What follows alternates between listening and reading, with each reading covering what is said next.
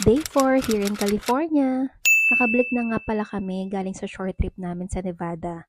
At lahat sila ay back to work na din. Kaya kami lang ang magla-lunch ngayon ni AJ. Kaya pagluluto ko siya ng vegetarian dish. First time ko to gagawin kaya hindi ko alam ano ang dapat lutuin. Kaya naghanap ako sa YouTube. Tignan natin kung magugustuhan niya.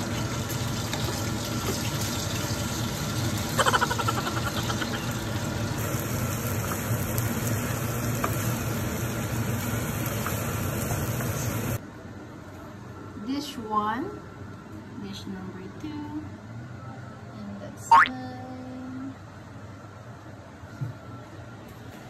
Okay. The potato first. Do you know what you call on that? I can taste like this. With rice, it's up to you how you want it.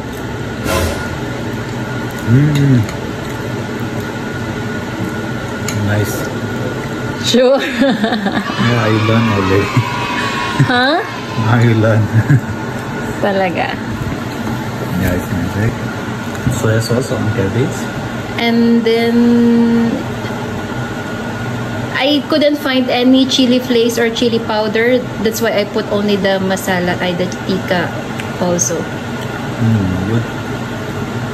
At least it's balanced, right, love? You have the spicy, you have the sweet and something. Yeah, very nice. Oh, sure.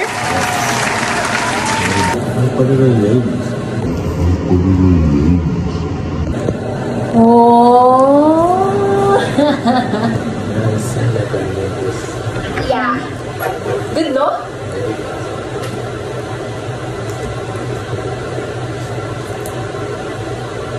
Because that's actually the Indian recipe, and then this one, it's Chinese recipe.